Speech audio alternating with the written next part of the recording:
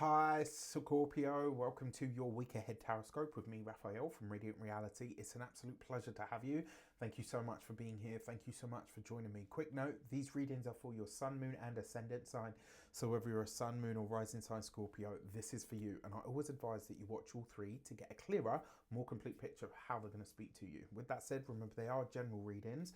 Not everything's going to resonate with everybody. That is just fine. You should always use your own discernment. Before we start, as always, I would like to bless my decks of cards with all forms of love, light, peace, prosperity, and abundance. And I pray that the messages that come through are ultimately clear and concise, and they help you on your path to your highest vibrational good. So, for your key to the week, your year ahead stuff is on its way, I promise. It's just taken me longer than I would have liked this year due to health reasons and all the rest of it. So I really do apologize. But your key to the week, your jumping card is the Lover's card. So in all of these different areas, there are going to be choices and decisions that will need to be made. It may very well be that you have some kind of support, or at least some kind of somebody acting as a support network or a sounding board for you to make some of these challenging decisions. For your actions and options, you have the King of Swords. So a Gemini man may very well feature for you as a part of this. Now, in terms of your actions, this is you really... For a lot of you, I think this is about you really starting to utilize your intelligence. And for a lot of you, I think this is going to be a week where you really do flex that mental muscle. I love this. I actually really do love this because it kind of feels like Scorpios never dumb themselves down, but I have noticed a lot of you keep that intelligence under wraps until you need to use it. Like everything's a weapon to the Scorpio. Like everyone talks shit about how Aries are always wanting to fight. Scorpios be them ones that always got an arsenal in the back. Don't pretend that you don't. I see you. Jokes aside, yeah, I actually feel like this week you're going to flex your intelligence muscles for whatever reason that might be. Now, for the options that are available to you, this may actually be an opportunity for you to demonstrate the skill set that you have and why you are the best at what you do. This is a good thing. I actually really do think this is a good thing. I think there's a lot of growth and potentially quite, like enjoyment that will come out of it. For your communications and conversations, you have the Strength card. Okay, so the strength that you need to delve into, that you need to exhibit, this week it's about being seen, right? And you guys tend to like being, you like your anonymity, you like being able to be behind the scenes and just kind of do your own thing. Whereas this week you have to have the strength, courage, strength, courage, and wisdom. You got to have the strength to really be seen, right? To be not only more vocal, but also more visible. This with the Lover's card, for a select few of you, this might be about being open to the fact that there is somebody in your midst that you really like. For those of you that are studying or in some form of academia, this I think is you really starting to look at your plans and getting those plans solid and concrete. This I'm totally here for because it means that you're building up to something. So I'm intrigued. For your those of you that are employed by somebody else, this I actually think is the opposite for you guys. It's like the strength not to cuss a bitch. Because you've got this here with the King of Swords though, and the Lovers, it's like the choice that you're making here. It's like you are going to vocalize your opinion. You're just formulating what you need to say in order to kind of say it in a way that it has maximum effect.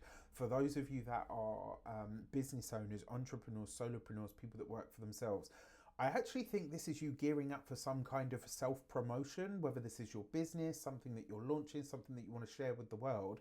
And it's almost like you're having this moment where it's like, okay, yeah, now I've got to do the salesy bit, right? There's nothing wrong with that. Sales is how you make money, okay? So be good at it. Or should I say be good with it. When it comes to those of you that are retired, no longer working, this for you guys, I actually think is going to be very much about your own physical health and vitality. I think this is you getting really clued up on either some kind of condition or some kind of symptom that you have.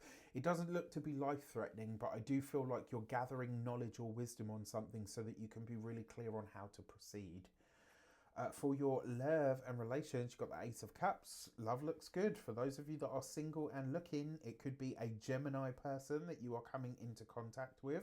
What I like most about this as well is, so certainly from your sun sign perspective at least, Gemini is your 8th house, which means the sexy time could be great. Okay. So yeah, like, and then for that, and actually, if you've been looking for love, this actually could, you've got this Ace of Cups with the Strength card, so you're already communicating more than you usually do. So someone's really getting to see a lot more of you up front than maybe you would usually present. And this kind of gives them a chance to say, like, yeah, actually, I really like you from the offset, For those of you that are partnered, married, or in long-term commitments, I really like this for a meeting of minds, but also potentially a melding of ideas, right? So it's like you and your significant other are heading towards something with that Ace of Cups, and it's like you're choosing to embark on this now, because you've got it next to the Strength card as well. For those of you that have that are of childbearing age and looking for that, this could be talks or conversations about whether you're going to have kids or what conditions need to be met in order for that to happen. For your money and materials, you've got the Six of Pentacles. So it really is a case of you're having to spend money to make money this week. You got this with the Lovers card, which is also number 6. 2 6s represents balance, and so there is a give and take when it comes to the finances this week. You will need to spend money. Maybe that's on a marketing campaign if you've got your own business. Maybe this is the set up costs and fees if you're wanting to start a business.